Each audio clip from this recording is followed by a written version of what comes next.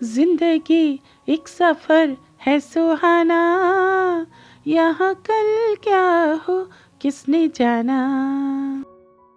बात तो यही सच है, मगर लोग मानते हैं क्या?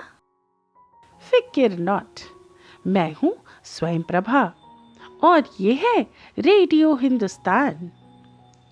आज मैं सुनाती हूँ एक वाकया। ये मज़ेदार भी है और शायद उससे हम जिंदगी को कुछ और करीब से जान पाएं। तो सुनिए। पंडित जी की करवाई हुई पूजा में बैठ तो गए हैं, लेकिन सोच हमारी ही रहती है। पंडित जी ने सबको हवन में शामिल होने के लिए बुलाया। सबके सामने हवन सामग्री रख दी गई। पंडित जी मंत्र पढ़ते और कहते स्वाहा।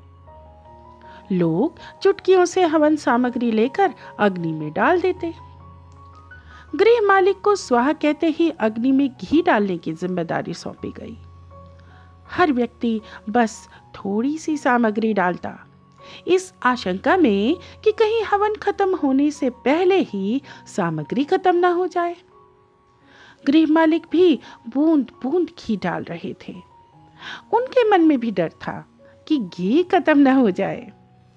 मंत्रोच्चार चलता रहा, स्वाहा होता रहा और पूजा पूरी हो गई। मगर ये क्या, सबके पास बहुत सारी हवन सामग्री तो बची ही रह गई। घी तो आधा से भी कम इस्तेमाल हुआ था।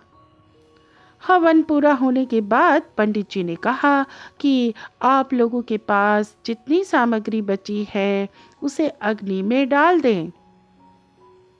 पंडित जी ने गृहस्वामी से भी कहा कि आप इस घी को भी कुंड में डाल दें।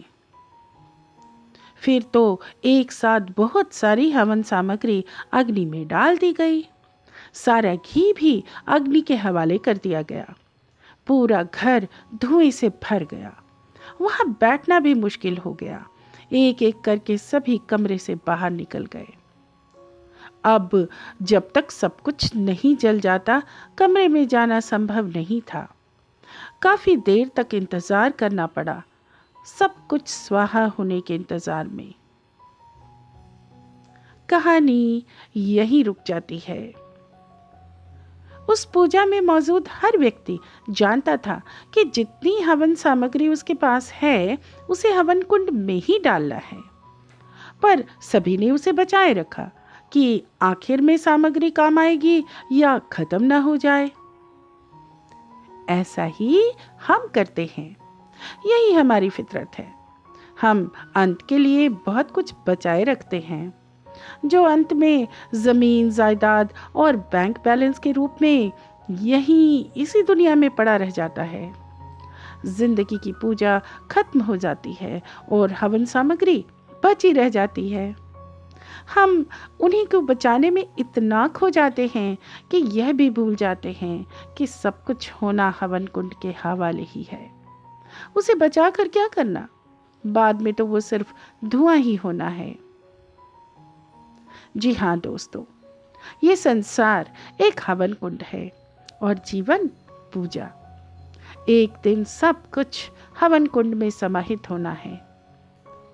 तो अच्छी पूजा वही है जिसमें हवन सामग्री का सही अनुपात में इस्तेमाल हो, ना सामग्री खत्म हो ना बची रह जाए। यही है लाइफ का मैनेजमेंट करना। सपनों के चक्कर में जीना भूल जाना बिल्कुल अच्छा नहीं है, क्योंकि आखिर में यह मायने नहीं रखता कि हमने जिंदगी में कितनी सांसें ली, बल्कि यह मायने रखता है कि हमने उन सांसों में कितनी जिंदगी जी। तो दोस्तों, कुछ समझे आप? भाई, मैंने तो ये समझा कि जिंदगी बिंदास बेफिक्र बेलौस होकर जियो, बिना ये सोचे हुए कि जाने कल क्या हो। जिंदगी है तो दिक्कतें आएंगी ही। क्या आपके पास समाधान है? हाँ, तो फिर क्यों फिक्र करना? क्या कहा? समाधान नहीं है? फिर तो फिक्र बिल्कुल ना करें, निश्चिंत रहें। ऊपर वाले ने भी तो कुछ न कुछ सोच के रखा ही होगा। आज की बात बस इतनी ही।